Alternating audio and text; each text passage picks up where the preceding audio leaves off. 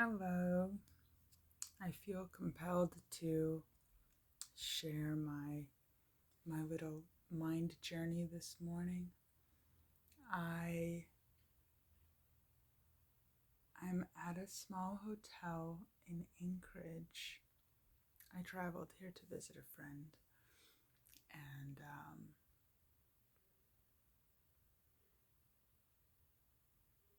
I'm really tired. um, so this morning, in like a half daze, I woke up with a lot of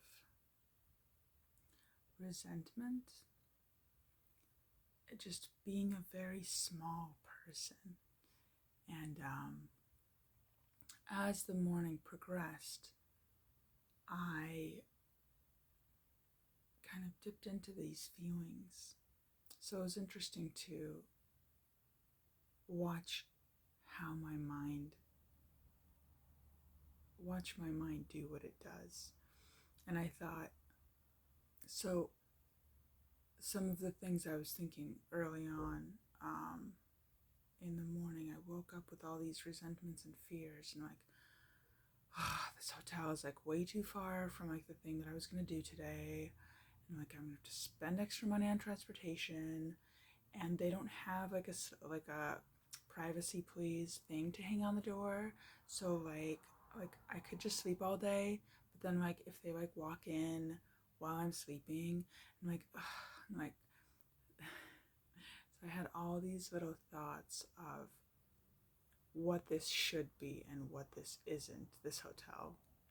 And like the tiny little things that I could get hung up on and be very small about. And I thought I could hook into being that person today. Like, I haven't seen my friend that I'm here to see um, since before my child was born, and my child's turning 17 this year. So it's been a while. So I thought it could happen that, like, she could, when she says hi and hey, how's the flight, how's the hotel, I could totally go off and be like, oh my god, you won't believe this, and like describe all the small ways in which this is just so terrible.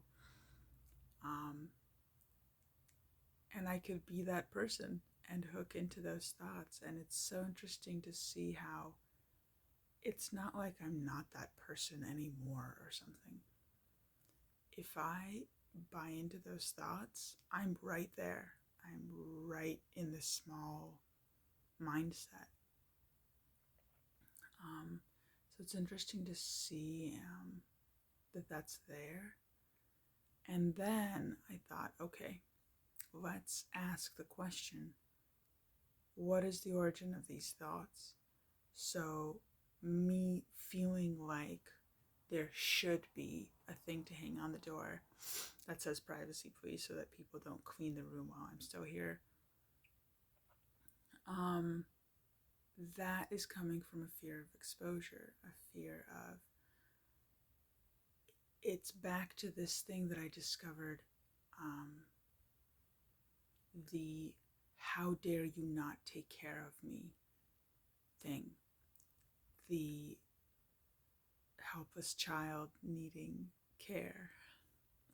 And so especially when you're in the city where you're dependent on whatever is provided to you, you don't get to make your own way. So like the public transportation in this town it's there, but it's not like, there's no rail system, or not around the city anyway. Um, so like things like that, where it's just feeling with less resource and with more exposure. And I thought, okay, I'm feeling exposed, and that is the worst feeling. One of the worst feelings. um, how about instead of coming up with more reasons why things should or shouldn't be a certain way, let's feel this feeling. And I could, you know, for a moment appease and be like, okay, if someone walks in, it's not the end of the world. They'll be uncomfortable, I'll be uncomfortable. It'll be a flash of a moment, and it's fine. We'll both get over it. And it could be something that I ruin my whole day over, where I'm anticipating and fearing it all morning, and then getting over it all afternoon and flashing back to how embarrassing it was or whatever. Or I could let that go as something that might happen, and it's not the end of the world at all, and it's fine. And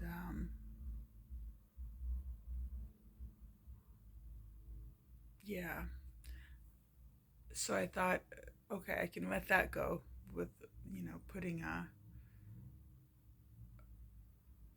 defining that story and realizing that it's not that bad, that the worst of it is not that bad.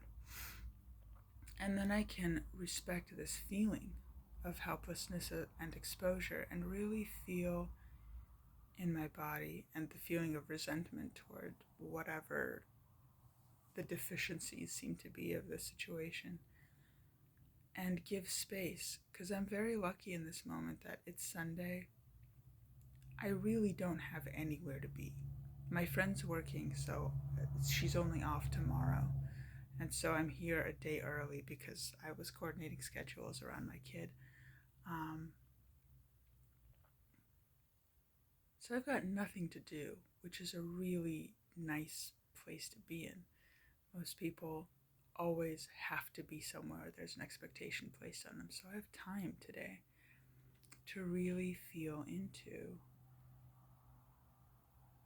this feeling of a lack of resource. Like, where is that in my body? This feeling of a fear of exposure, where is that coming from? Where is that in my body? And to just sit in this little room on this bed. And it's so funny that all those little thoughts, they're right there to be grabbed. And so it's this almost like wave of dipping in and dipping out of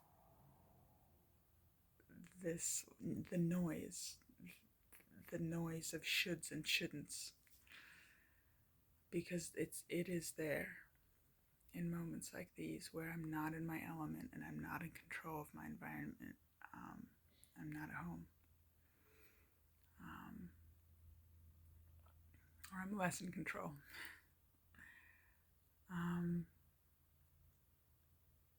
So it was interesting to feel into those feelings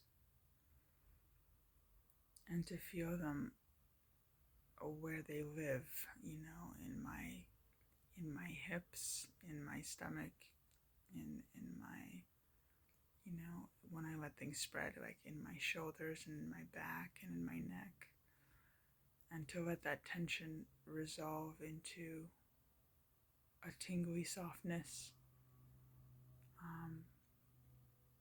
And these waves keep coming up, these reasons, these circumstances, little things keep coming up to process, like waves that keep hitting on the beach.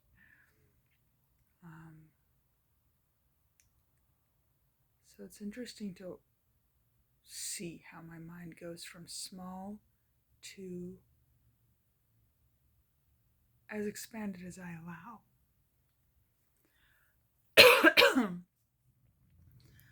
And to give space to and respect and honor these feelings, because they come from a place of helplessness.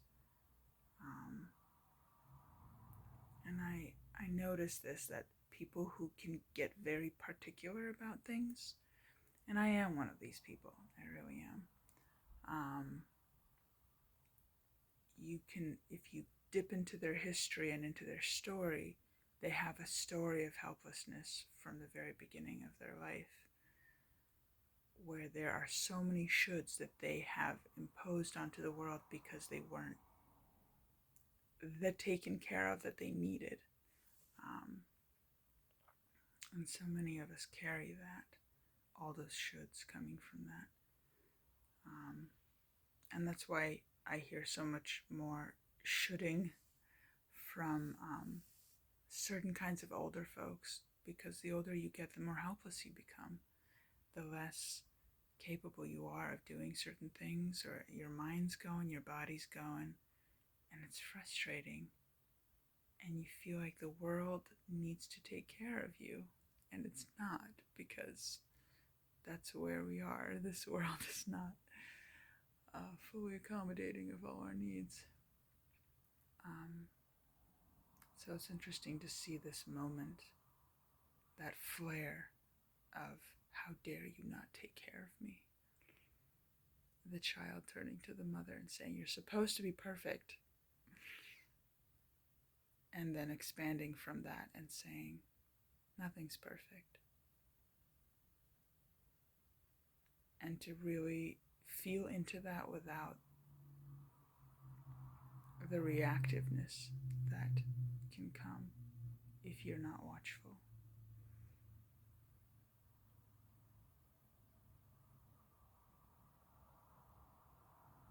Yeah, so today might be a moment-to-moment choice, and this whole trip might be a moment-to-moment choice of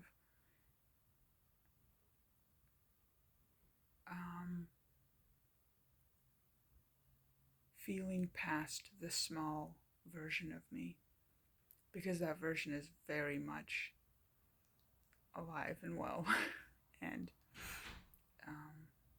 in the background. And every once in a while I do dip into it, and people see that side of me of like, oh wow, it's not a pleasant part of me to know. And it's interesting to dip into that too, and the good enoughness about that, and about, how great a person I could be and am not, or, how much more I can this and that, and whatever I'm doing or not doing.